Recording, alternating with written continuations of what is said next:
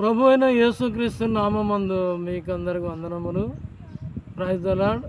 ప్రేమైన దేవుని బిడ్డలారా, ఆ యొక్క హృదయ శుద్ధి గురించి మనం ధ్యానిస్తాం. కాబట్టి ప్రభు అయిన యేసుక్రీస్తు చెప్పినాడు మత్తయి సువార్త 5వ అధ్యాయంలో, హృదయ శుద్ధి గల వారు ధన్యులు, వారు దేవుని చూస్తారన్నాడు.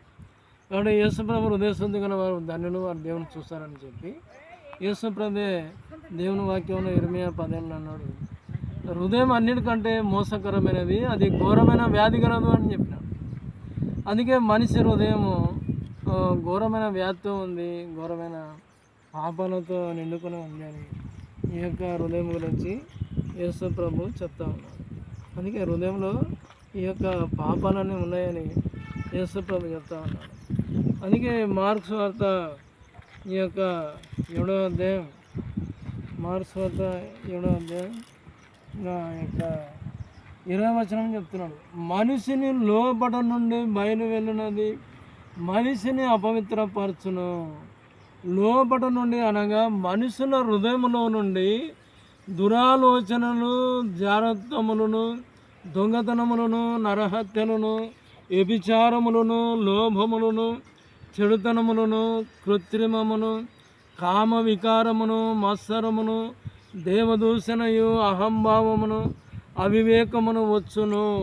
ఈ చెడ్డవన్నయు లోపటి నుండి బయలు వెళ్ళి మనిషిని అపవిత్రపరచునని ఆయన చెప్పాను. అందుకే ఈ చెడ్డవన్నీ మన హృదయంలో ఉన్నాయి అంటున్నాడు దేవుడు. అందుకే మనం చూసినప్పుడు మనసులో మనం మంచిగా ఉన్నాం, బాగున్నాం, మంచి బట్టలు వేసుకున్నాడు, మంచి ఇంట్లో ఉన్నాడు, మంచి తిండి తింటున్నాడు, బాగున్నాడు అని మంచిగా ఉన్నాం మనం అనుకుంటున్నాం. కానీ హృదయంలో ఈ పాపాలన్నీ ఉన్నాయి అంటున్నాడు. అందుకే ఈ యొక్క హృదయం శుద్ధి కావాలంటే యేసు ప్రభే మన పాపాల కొరకు, హృదయ శుద్ధి కొరకు ఆయన శిలువలో ప్రాణత్యాగం చేసి ప్రాణం పెట్టినాడు. అందుకే ఈ బైబిల్ అంటాడు, క్రీస్తు మన పాపముల నిమిత్తం మృతి పొందాడు, సమాధి చేయబడును, లేఖనముల ప్రకారం తిరిగి 3వ దినమున లేపబడను.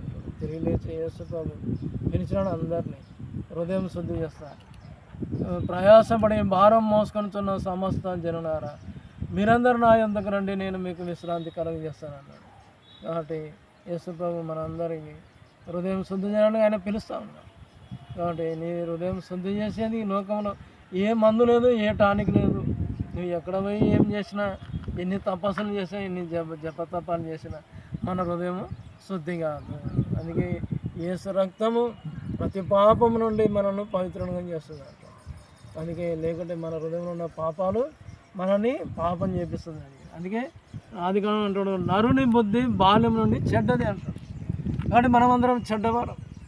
కాబట్టి ఆ యొక్క చెడ్డ జీవితం నుంచి, చెడ్డ హృదయం నుంచి తీసి విడిపించి మంచి హృదయంగా మార్చేవాడు యేసుప్రభు. నీ హృదయాన్ని శుద్ధి చేసేది యేసుప్రభు. వాడు నీ నోటి మాటలు, కంటి చూపులు, నీ ఆలోచనలు అన్నీ శుద్ధి చేసి పవిత్రంగా చేసేది యేసుప్రభు. కాబట్టి దేవుడు భూలోకాన్ని చూసినప్పుడు అది చెడిపోయి ఉంది అంటాడు. నరుల హృదయంలో ఆ యొక్క మార్గంలో వాళ్ళు చెడిపేసుకున్నారు అంటాడు ఆదికాండం 6వ అధ్యాయం. అందుకే అలాగే మన హృదయం మనల్ని చెడగొడుతుంది.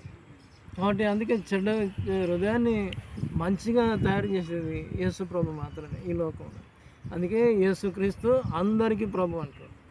ఎవరైనా కూడా మనిషిగా ఉన్నాం కనుక, మనుషులు ఎవరైనా పర్లేదు, అందరికీ హృదయం ఉంది కనుక ఆ హృదయాన్ని పవిత్రం చేసేది యేసు ప్రభే. అందుకే యేసు ప్రభు దగ్గర, యేసు ప్రభా నేను పాపిని, నా హృదయాన్ని శుద్ధి చేయి అన్నప్పుడు ఆయన శుద్ధి చేస్తాడు.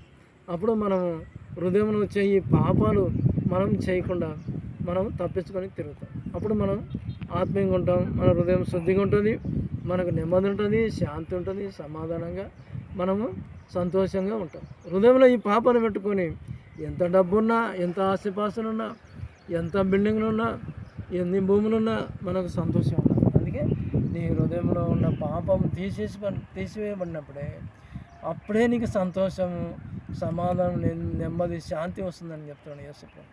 అందుకే లోకంలో డబ్బు, ధనాలు, ఆస్తిపాస్తులు నీకు సంతోషం ఇవ్వవు.